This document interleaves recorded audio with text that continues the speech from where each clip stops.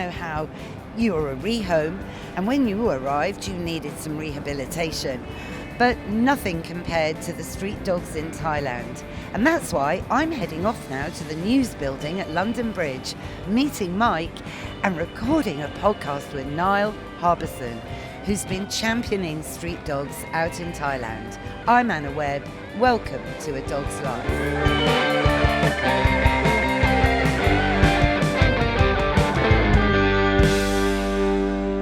Niall, welcome to A Dog's Life. Thank you very much for having me. Favourite podcast about dogs. Yeah. Well, it challenges, it pushes boundaries, and I love that. And I don't want to praise you for the book because I'm reading the book. I got to the end, and you hate people saying how great you are or what great work you're doing, but I can't help it. I just have to say, I think what you're doing is really amazing.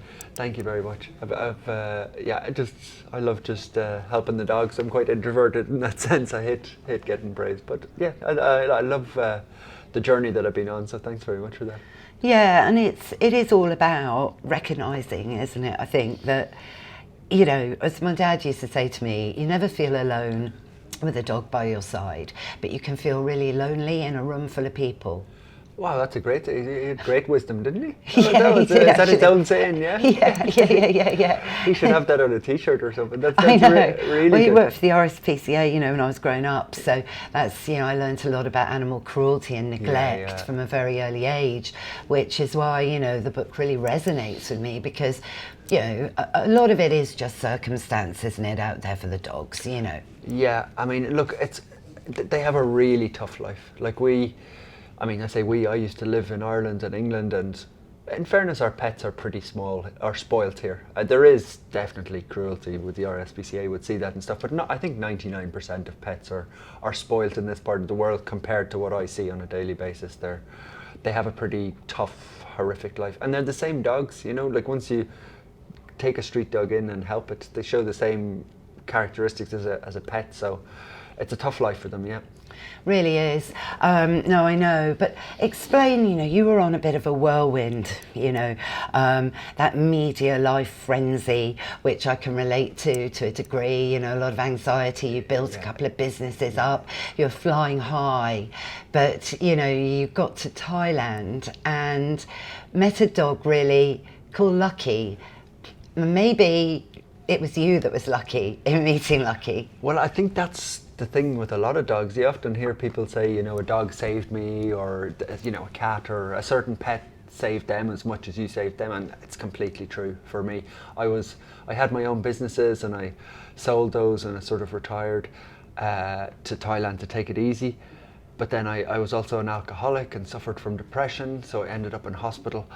And then I wanted to change my life, and I met Lucky, in the street, and just started feeding her one day at a time, and then it sort of grew from there up to 4 dogs and 10, and then suddenly after a couple of months later I was feeding 80 dogs every day, so that's how it started with Lucky, Yeah, and you got a moped and that got you around the island because you're based on a beautiful island. A lovely place called Koh Samui in Thailand, but their street dog problem is global. And I know a lot of people might not have been in that part of the world, but you can kind of visualize those street dogs in maybe India, you've seen the videos, or Sri Lanka, or Southeast Asia is pretty bad. And even though it's a small paradise island, there's about 10,000 street dogs there. So it's a real eye-opener. Yeah. I mean, I can believe it because I've been to India actually 3 times, and I loved watching the street dogs because whilst they did have packs, a lot of the time they spent time on their own, and it was interesting to see dogs being really natural dogs. Some, they like time alone, and I think that's a lesson we can all learn. Yeah, you're absolutely right. There's a mixture. Some of them absolutely spend all day together, not just a female and a male dog, but maybe a mother and a daughter. I know some of them, they live together, or a family, but then there's some like Lucky that are complete loners and like their little corner and they'll defend their little corner. So there's all sorts of, and they display, like you say, more natural tendencies there. They have to scavenge for food, and they do fight each other. That's part of, dogs are very territorial, so they defend their little turf, and yeah, it's a whole different life for them.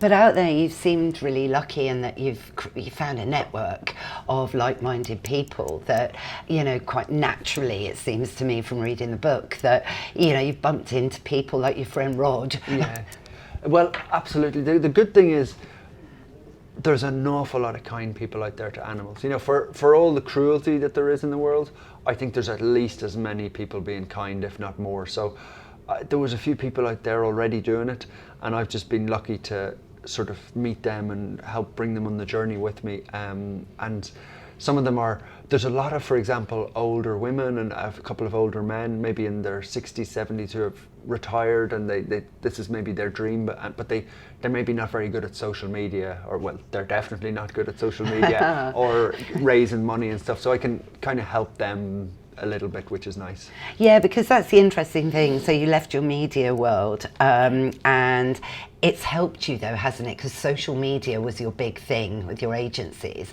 And I've got to say, your social media, your Instagram account is fantastically done. You hit just the right note, I think. You know, I know you keep it on the more cheerful side of the fence. Yeah, well, I did that very sort of intentionally, because I found myself, when you go into social media, when I started this, it was all, you know, COVID, Ukraine, cost of living, and I was like, oh my God, this is depressing, you know, Yes. and it gets you down. So Yes. I was like, what can I put out there that's a bit positive? And the street dogs are not positive, you know, it's a hard life for them, but I just thought by telling their stories in a positive way, it might make people smile a little bit. Yeah, no, totally. Well, it's obviously worked, because all of this has happened in a very short period of time, hasn't it? Since lockdown, really. So we're talking 3 years. It's actually only about 18 months now at this stage. I thought Oh, it was, really? Yeah, it's like since January 2022, so it feels like about 5 years, but yeah, it's even shorter, yeah. Yeah, gosh. And how many dogs have you saved, do you think, at the moment? Because I know your goal is 10,000 dogs a month. Yeah, I don't know an exact number, but I can kind of tell you, like, I've sterilised 1,300 at this stage. So sterilising, if people don't know, is like neutering, so they don't have the babies, and that's the best way to save their lives. So that's already stopped thousands of new puppies being born. Then we do operations, so I don't do the operations, but I get them to the vets, and then I feed 800 every day. So I don't know an exact number, but I think we're already in the thousands of dogs saved. So Wow. it's growing pretty fast. I can't believe how it's snowballed, really. But in terms of your life skills, all this change, you know, for you, which is quite massive. I mean, you begin the book talking about a lovely character called Rodney. And that kind of throws you into the book, doesn't it, in the deep end. And you're thinking, oh no, you know. And I love that particular part of the book, because you talk about mackerel and how you couldn't wait to get him onto some freshly caught mackerel to help his skin. And I'm a canine nutritionist, you see, so I'm thinking, I love this, you know, because obviously what you feed the dogs can really help with their health and keep them away from the vets, you know. Well, 100%. And you used to be a chef. That's the point I want to say. Yes. So how have your chef skills helped you in terms of feeding the dogs not only cost effectively, but for maximum nutrition? Yeah, well, the cost effectively is really easy, because all the volunteers, those older women I was telling you, and the people who are, you know, the locals who are feeding them, I just said, they were all up all night cooking their food and trying to save money. And I said, why don't I just buy all the food wholesale? You know, rice and vegetables, and so all the coconut oil, the stuff that goes into, and I said, I'll cook it all, and then I'll give it out to you. So it saved them loads of money and time, and the dogs get better food. But then the individual dogs, like the mackerel example, is there's a woman there, German woman, who's been there for 20, 30 years, and she knows every trick in the book. Like, she's not in any way a trained nutritionist or a vet or anything, but she's just learnt it by doing. And she taught me about the mackerel for that particular. She was like, get the fatty beef and mackerel, and it'll really help the skin. And I just, you sort of, because you can't afford to take every dog to the vet. There's so many, I'd be spending thousands every day. So you have to learn these little tricks. But what I have learned is that food and shelter is nearly as good as the medicine. Like, they do need the medicine, definitely, you know, if it's a serious case, but if you give a very sick dog really good food and a bit of shelter so they don't have to scavenge for it, that's when you see the quickest recovery. Well, you saw that, didn't you, with Derek? Yes, yes. I saw a picture of Derek today just about an hour ago, and he's my friends are looking after him, and he's running down the street, and his skin was the same. It was just, it was oozing black. I mean, you know, literally there was like oil type stuff coming out all over him, and it took him about 3 months to get him fixed, but now he's back, and that's all down to, he's the best eater, I would say, out of them all, and he's back. And in his kennel, because I'm loving the way that you've built these special kennels with a raised mezzanine, which again is really practical, because I don't really want to be dead on the ground, you know. And I was going to say, you know, in terms of life skills, has your DIY improved? No, I can't take any credit for that. That's my friend Rod, the Australian guy who's in the book a couple of times. He loves that sort of stuff. So I've got people who do all sorts of different, like I say to them, look, I'll do the social media and raise us some money. Rod does the DIY and all that sort of stuff. I have another friend, Sybil, who's a human surgeon, and she does physiotherapy for the dogs. So we all bring a little bit of our skills and help the dogs. Yeah, no, that's terrific. I love that. I mean, you know, it's true, isn't it? Some people might say, you know, because obviously neutering and using the funds raised to stop more puppies is key. But as you've said, you know, there's a lot more to it than that. I mean, would you say educating the community is a big factor there? I mean, you know, because in the book you do talk about one particular cruelty case which left me spinning, you know, and I think you met him again the other day just after you'd King Wacker, because you know the photograph in the book of his head, I couldn't believe it. Yeah, and believe it or not, I'm squeamish, or well, I was when I started this. Not squeamish, but you know, when you go to a hospital or a vet, I wouldn't have been great at, like, you know, I would have been hiding my eyes. But you get thrust into these situations now where Wacker, he's actually on the cover, I'm just looking at it. Yeah. He had a pickaxe driven down between his eyes, and it was horrific. Like, I arrived and I looked into his brains, for want of a better word. I could see just matter. And then there was another dog who'd been shot. There's been dogs who've been poisoned, obviously, just lots of abuse. So it's really, really hard to see that. But you just, when you're put into a position like that, I've just had to sort of learn as I go along, you know, like you just have to, you come up with solutions to help them. But yes, sorry, going back to your question, education. Sometimes I actually feel with the neutering, we're doing great, but it's like mopping up a mess that maybe you have to go and look at how the mess has been created a little bit and try and help that side by educating people as well. Yeah, definitely. But I mean, it's something I loved about the book as well, because obviously I train lots of different dogs and I've been obsessed with dogs all my life, you know. I love dogs definitely more than humans. I'm quite known for it, you know. But it's the way you recount, because I guess it was a baptism of fire for you. I know you had Snoop already and I want to get on to Snoop, but it's the way you really, in the words, capture these dogs' personalities. So little Rodney is completely, obviously an individual. Lucky, for example. For me, you know, your first dog that you rescued out there, I feel your pain in the book on Lucky. Yeah. Your pain for Lucky. Explain why.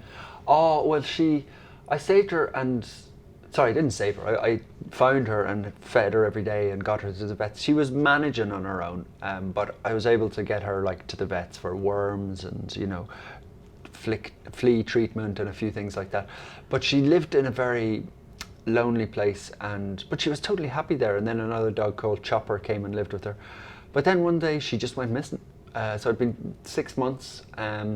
Every day she showed up and then she just went missing. And what happens is, it's very hard to explain, but they're quite sort of, there's a lot of migrant workers there, there's fruit pickers, there's different, it's the jungle, you know. So I found out eventually quite recently that she went off with some other people and is very happy living now, and she looks great, but they do go missing. Sometimes, like I have 80, so I'll come along some days and I found dogs dead, you know, being hit by a car or abused or stuff, but sometimes they just vanish, which is, you know, it's a bit of an emotional roller coaster, if I'm honest.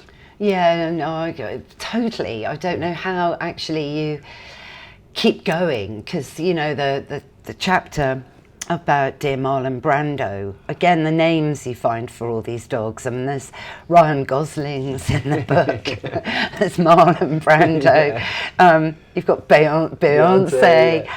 And the dog I'm really interested in, because I'm mad about bull breeds. I've got a bull terrier at home, and I know that kind of mentality, the Bostons and so on. So Brittany, she, because people think, oh, getting a dog, it's all going to be so easy. I'm going to be so calm, because that's what dogs do. They make you calm.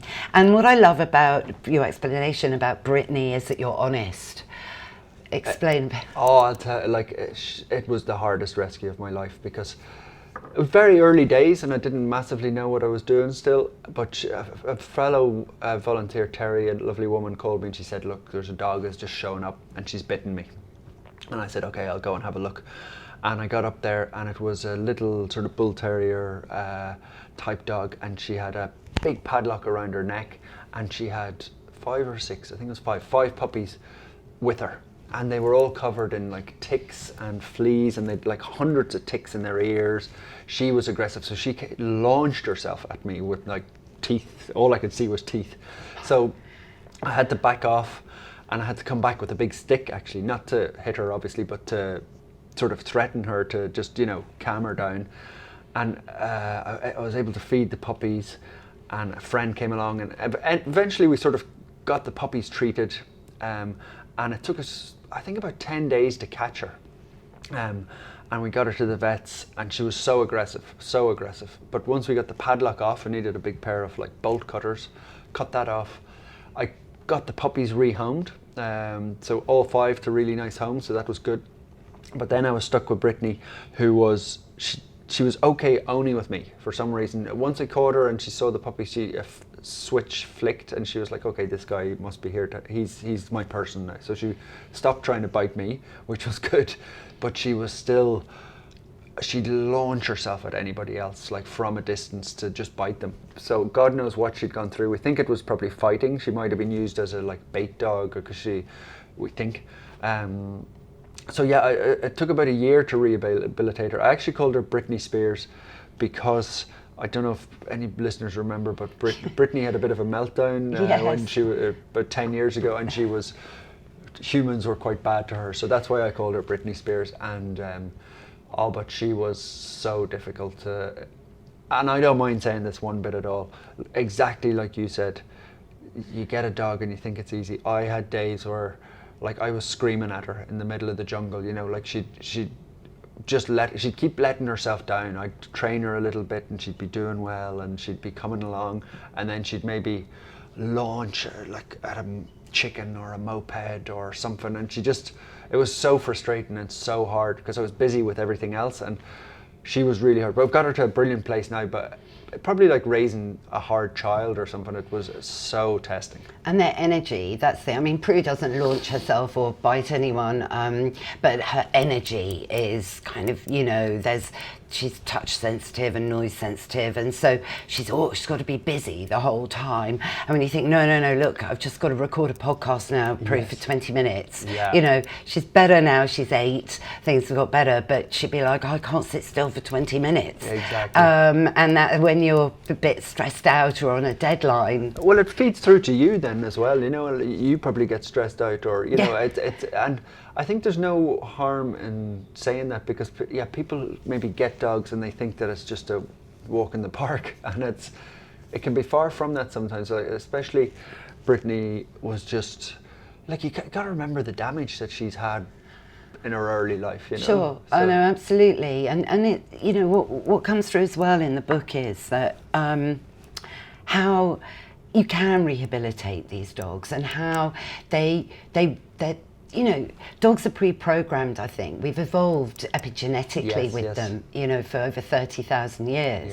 Yeah. We created the dog, and there is something inbuilt that they do ultimately want to trust humans, which is why it's so disappointing when humans let them down, And I know, It's global, and I know obviously India. I saw some terrible things, Niall. I can imagine. Dreadful. Yeah. A tuk-tuk ran over a dog that we were in. And I got out and I really shouted at the driver, and everything. And but going back to Snoop, who, I'm just so heartfelt sorry for you that he's passed, because Snoop was really the beginning. He was, yeah. He was my first dog, because I grew up loving dogs, and my parents just said no, because I think a lot of parents do, because they think you might not be interested in them. And then I was young in cities, and I only had an apartment, so I didn't think it was right to get a dog. And then once I got my first house, I got Snoop as a rescue, and I just loved him so much. He just opened my whole eyes to dogs, and I've been inseparable with him for about over 11 years, and then he died about 10 days ago. So it was traumatic, as all dog owners have probably been through it, and it's it doesn't get any easier. I even struggle with dogs who die that I've only known for 3 weeks, never mind 13 years. We'll get to that, but it's something I'm actually working on as well, actually, or helping, is Dog Advocacy Ireland, because what with you being Irish, so there's a whole new kind of thing happening to raise awareness on puppy farms, which does stem a lot, sadly, from Ireland, and then they're sent all over the world and sold on the internet, and my heart just breaks at this point, because it's almost where technology is really doing harm. I think there's great aspects of technology, but there's also some really awful things. Well, just going back to what you said there, I totally agree that dogs have now evolved as a species to be dependent on humans. We're the reason why they're so friendly, and that's happened over hundreds or thousands of years. You know it better than me, but we're responsible for them, and like everything else on this planet, from the oceans or plastic or all the bad things, it's humans that have done that. So I kind of see it as not just me, but hopefully I can get lots of other people interested. It's our mess to clean up the dog situation. If we've bred them and they've become so dependent on us, we can't just turn our backs on them and let them suffer. So as a human race, I think it's our responsibility to look after them. Yeah, totally. And that comes across, of course, with one particular chapter that, I'm going to losing my cat recently, but if we both cry now, it'll be fine, because it's my podcast. But it was Tyson. Gosh, and a quote in there. Explain why this quote has had such an impact on me. It's the moments in life that count, and not the minutes. Yeah, Tyson was really early in the day, and again, another friend called me and said there's a dog up here and he's very sick, and I think he'd been dumped, and his brain was sort of big, or his head was big, so there was something trauma going on there, very serious. And I got him to the vets and fixed him a little bit, and I had him at home for about 24 hours, and he was sort of up and down. And then he looked like he was making a comeback. He started having a small bit of food and a little bit of water, and his tail wagged a tiny bit, so I was really excited.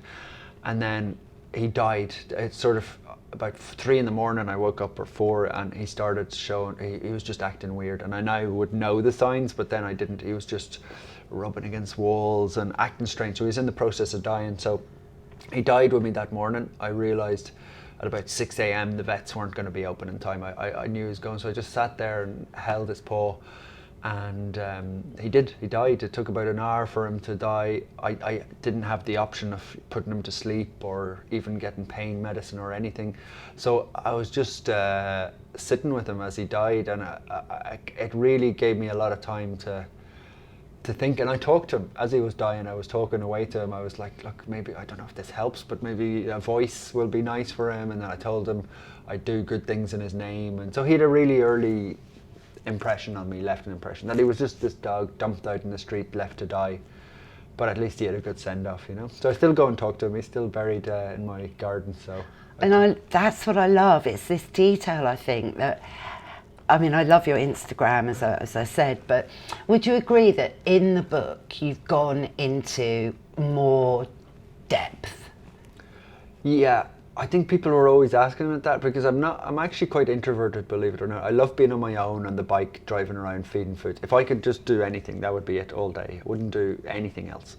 But to help more dogs, I need to get the word out and all that. So people were always asking me about my childhood and why did I end up drinking and all those things. So I thought I'd share it in the book to give people a little background. But actually, I said to the publishers when we first started talking, I was like, yeah, I'll just write about the dogs. I love the dogs. I'll tell all their stories. And they were like, oh no, I think we should have a bit of you in there. Because like I wouldn't, I'm happy behind the scenes, believe it or not. But I think it just weaved my story in a little bit. Yeah, but it's important. I mean, you know, on the cover, because I've got my book here, I must get you to sign it actually, which is a bit corny, isn't it? And it is called Hope.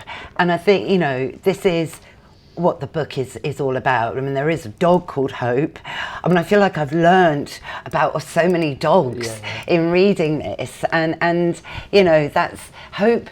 It's kind of the complete opposite, though, to Brittany, isn't she?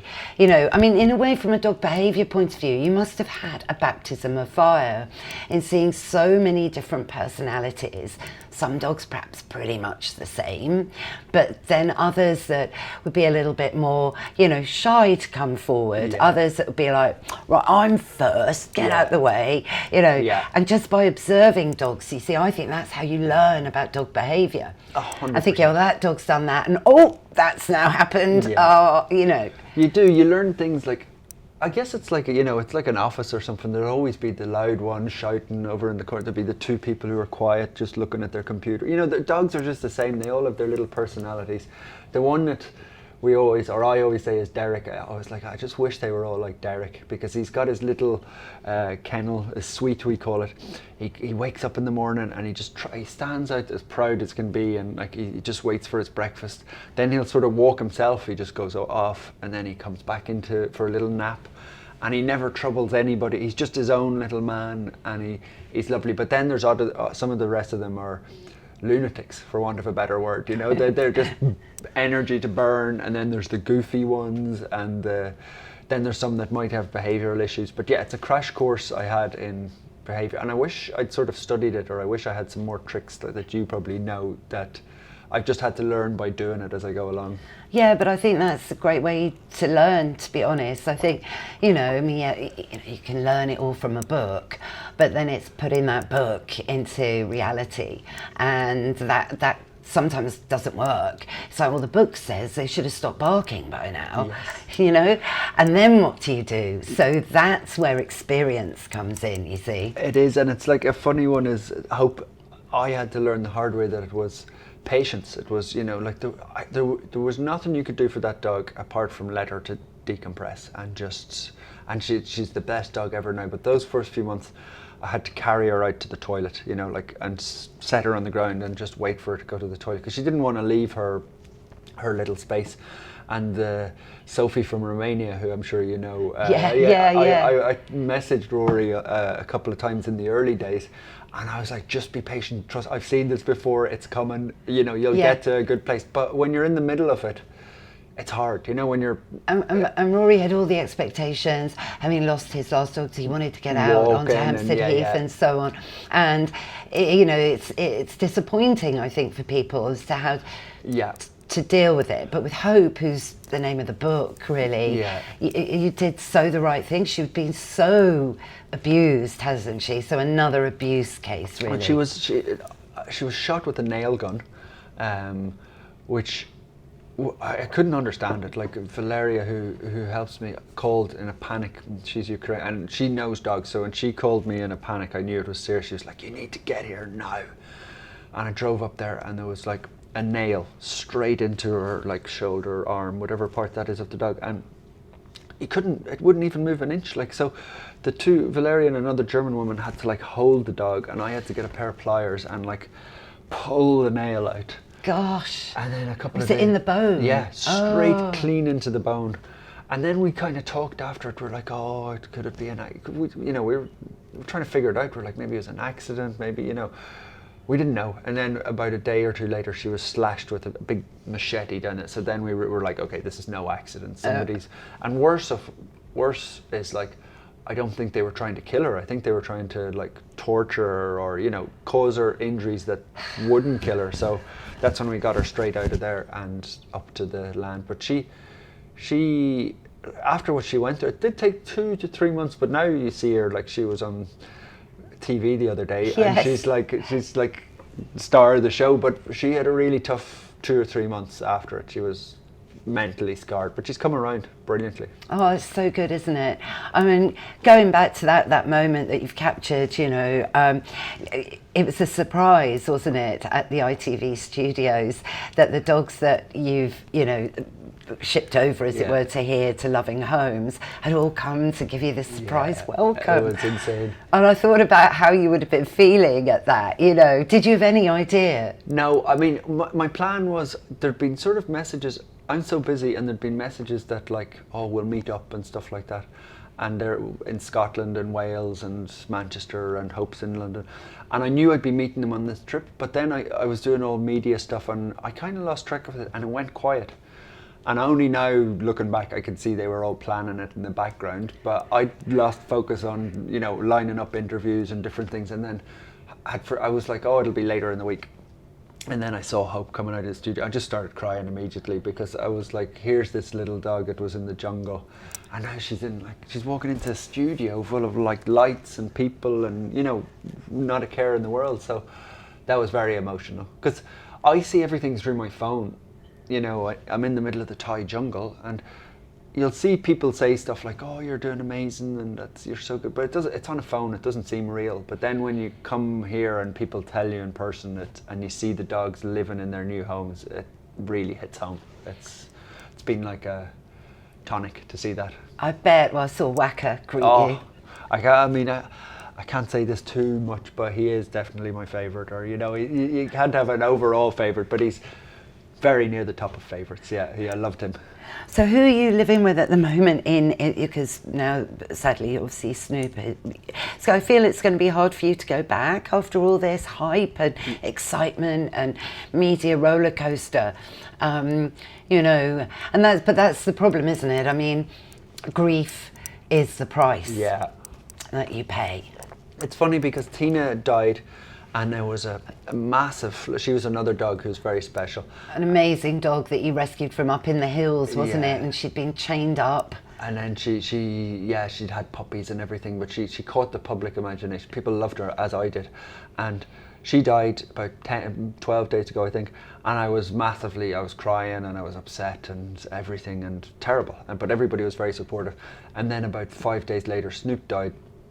And I wasn't as bad with Snoop. It's like you say, grief is probably a bit weird because I kind of it was more relief. And I was kind of, because he'd been in pain for about 5 or 6 months. His legs had gone and he couldn't stand up and stuff. So it was nearly relief that it was over for him. So I wasn't crying as much at all. I was kind of just relieved, but I think it will hit me at some stage, definitely. It's maybe when I go back and sit down and they're not there, it'll be quiet. But I'll have plenty of other dogs to solve. Yeah, so. Well, that's it. I mean, some people might say that, you know, raising funds to neuter the dogs is kind of just a drop in the ocean. And, you know, will this, you know, how do you see the future for street dogs out there? Because there aren't enough homes for them all. There's not enough people like you out there to rehab all of them properly. And even with you, sometimes you have to make a choice. Yeah. Am I going to take, like with McMuffin, another character really in the book and obviously a star of your Instagram. I mean, that was a lovely story. Yeah, she had really bad cancer. And I didn't know what it was, and people on this side of the world probably have never heard of it. It's called TVT, which is like a sexually transmitted cancer. And she was covered in like big tumours, like 30 or 40 of them.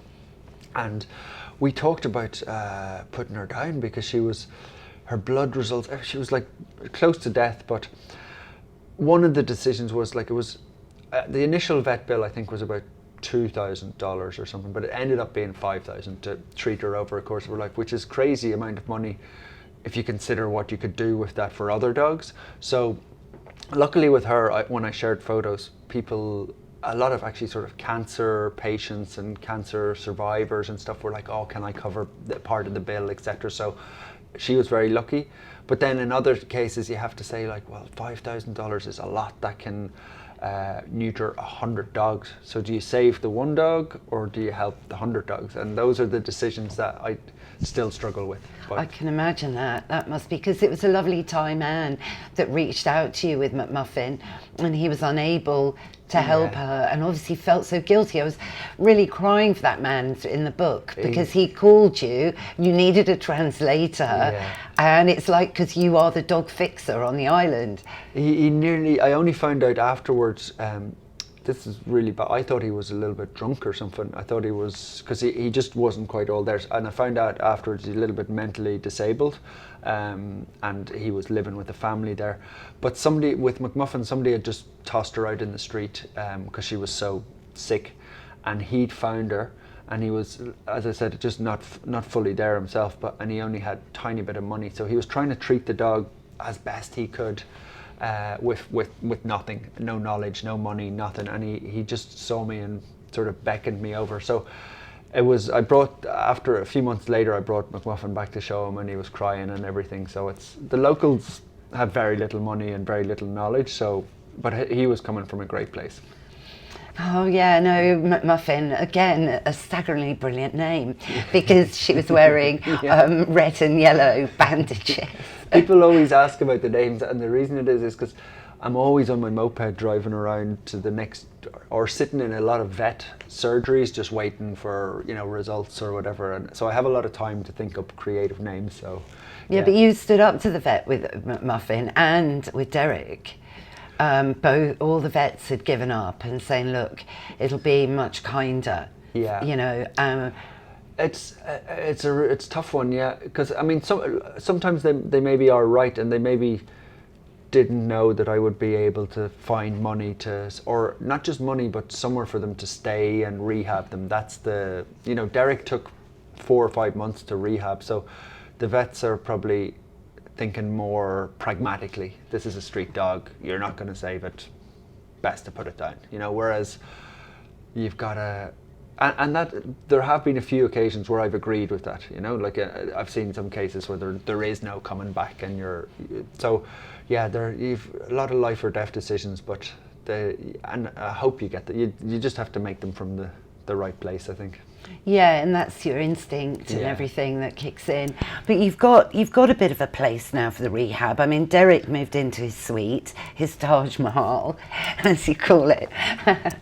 Well, they do look brilliant. I mean, I'd quite like to be in one of those kennels. I mean, they're great. They've got a mezzanine bed layer, and they're painted in lovely, colourful. Colours. Yeah. Well, the reason we did that is, like, I don't know if you've been to many dog sanctuaries, probably in Asia and different places. They're probably nicer here in Battersea, and they're much nicer, but they can be quite depressing and quite like prisons sometimes. Yeah. So I've started off from a totally different perspective, trying to make it, because it's not just the dogs, but the people who have to come and volunteer and help and stuff. You want it to be a nice environment. You don't want it to be like a prison, which some of them can feel like. So yeah, no, totally. And dogs, and particularly a street dog, wouldn't adapt to being in a kennel and caged in at all. So you've got to factor in all the stress and extra anxiety that would induce, you know.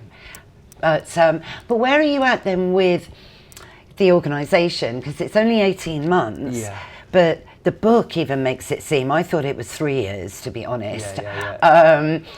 Because the problem is, I think, with the world of dogs, certainly here, is that there are lots of politics that goes on. Yeah. And you touch on that a bit in the book, and why you want to totally move in a straight line now. Yeah, I think sometimes the dogs get forgotten, and the charities and everybody. I just always think about the dogs. I'm just like, that's all that matters, and it's hard enough to fix this, so everybody needs to work together, and I need to get everybody kind of on the same page and working towards a common vision, which I think you can definitely do. So the UK charity is set up. That's called happydoggo.com. And that's set up. I have to go and sign a bank account or something in the next couple of days, but we're there, but that's taken so long. Just especially because I've been in Thailand, and what happens to me is I'll be doing my paperwork or these things, and then I get a call. There's 4 puppies down a drain, and I should, you know, for the greater good and to move things faster, I should just focus on the paperwork, but you can't ignore the dogs either, you know, so I'd love everything to move faster, but it is moving fast, but not fast enough for my liking. But you've got some land now. Yes. That is now going to be base. Yeah, a lovely Thai woman actually. It's really hard to find land because it's a different language and culture, and then people don't want dogs on their land maybe. But she's a lovely Thai woman, she's about 75, and we don't speak each other's language, but there's a lot of smiling, and she's just a big joyful woman, and she offered me, I think I pay about £100 a month for a big plot of land. She wanted to give something back to Buddha over there, so she's let me have that, and we've built little suites for the dogs, and the next project is going to be a big hospital, Tina's hospital, so I'm going to try and get that built in the next 4 or 5 months. Fantastic. So that will hopefully cut back a bit on vet expenses. Yeah. Vet expenses are what wipe me out every month. The food and the preventative medicines are sort of cheap enough in relative terms, but the vet bills are, you know, if you get 2 bad serious dogs in a day, they just wipe out all your funds, you know, so it's the hospital would be the dream, and it'll help more dogs, so that's the plan. Yeah, and you're in the right part of the world for, you know, acupuncture and herbal remedies, you know, it all comes from that part of the world, or a lot do. My friend Sybil, who's I think she's in the book, friends with her recently, she's a human surgeon, and she does a lot of acupuncture on the dogs, and especially, and the stuff she can do, like vets who say like no chance, she's got the dogs walking in 3 or 4 weeks. She does like physio that she's learnt herself on the dogs, and so there's so many people out there doing wonderful things. Yeah, and how is it all now? So if I wanted to come out to volunteer, you know, how easy or not is that going to be? I'm getting set up for it with the charity as well, because I think I'm about 2 or 3 months away, and what I want to do is, I don't want people to just come out and have to like clean up poop and wash kennels. I mean, I do that as well, so it's there will be that. That sounds all right. Yeah. But people still get a suntan doing it, wouldn't exactly, you? Exactly. But people are so keen to come. I want to make like a meaningful experience, because I think I can do something where that's what has surprised me, is I'm obviously helping the dogs, but I think people are really want to escape the rat race a little bit and experience maybe what I'm experiencing every day. If I could give them some sort of a month away to help dogs, I think that would be nice, but I just need to figure out how to do it properly. Yeah, and then I know through Instagram you've had loads of requests to adopt, which I can imagine the paperwork is like, oh. It's a little trick. Like in a nutshell, it's like we don't make any money from it. Obviously, it's like about £2,000. It might be a bit cheaper, might be a bit more expensive, and 3-4 months. So that's how long it takes. But the paperwork is like, for each dog there must be 1,000 messages, just tests, blood tests, weights, everything, import papers, blah blah blah. So and like you said earlier, that's actually not going to fix a thing when it comes to street dogs. It's very nice for a few dogs, like the Whackers and Rodneys of this world, and it's very nice to tell their story, but you're never going to fix the street dog problem by shipping them all over to England. But it is a nice little part of it. So how do you think, so I know this is kind of, you've got a very busy brain, I can tell, you know, you're thinking about a million things the whole time, which I admire. I'm a bit the same. So I can imagine, you know, when you relax on an evening, if you get 5 minutes, you're kind of thinking, right, how can I take my model, because you're a businessman at heart and a very successful one, you're very successful, to other regions in like India maybe? Yeah, that's what I'm thinking about at the moment. You're absolutely right.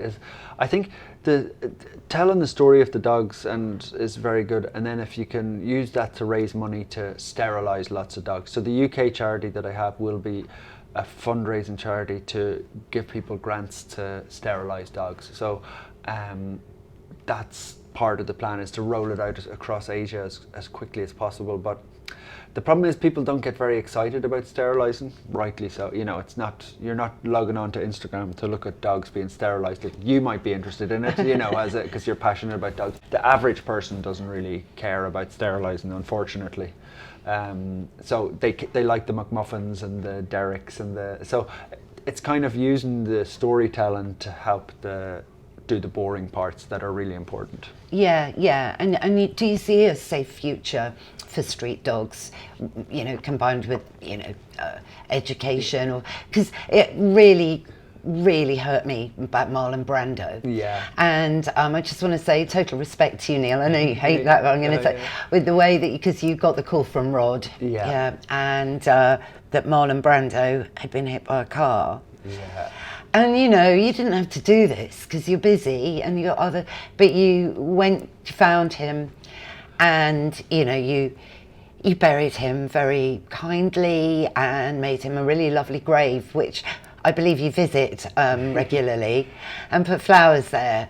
Now, you know, that to me, these little parts in the book just, you know, say to me you're a really kind person, and that you've seen how the dogs have helped you on your journey, and your main objective is to give that back.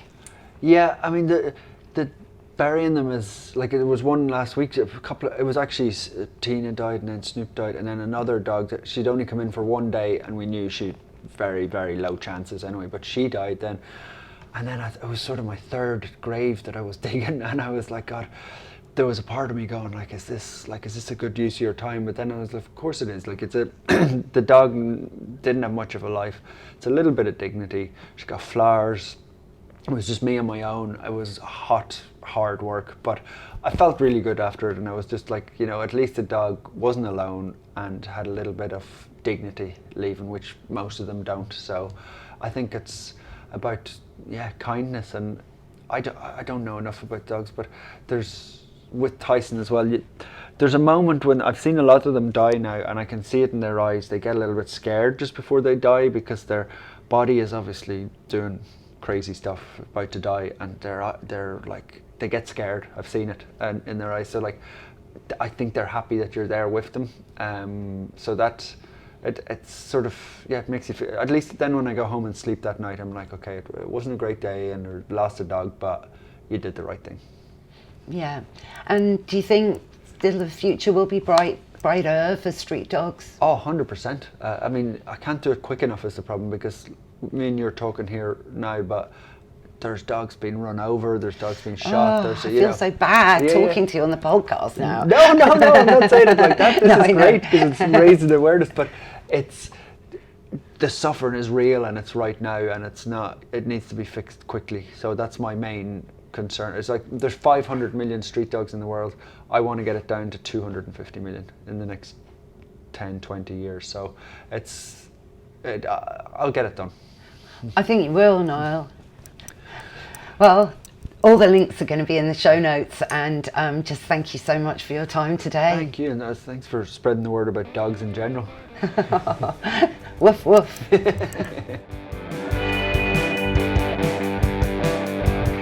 That's our show, Mr. Binks. What did you think? Yes, I know. How hard does Niall work? It's truly amazing. And you're right, it is time for Woof of the Week. Never underestimate the power of your dog to be your lifelong companion. Well, I hope you all enjoyed it. If you did, go on, rate and review the show wherever you listen to your podcasts, because it really makes a difference. Thanks again, of course, to Niall Harbison for sparing his time on his quick media visit to record a podcast, and all the links are in the show notes. Thanks, of course, to Mike. Find out more about Mike at Pod People UK. And for me, I'm just at Anna Webb Dogs. What's that, Mr. Binks? Yes, you're right. We will be back in your feed next Sunday. So go on, subscribe now. It's free. And that way you'll never miss another show. Bye for now.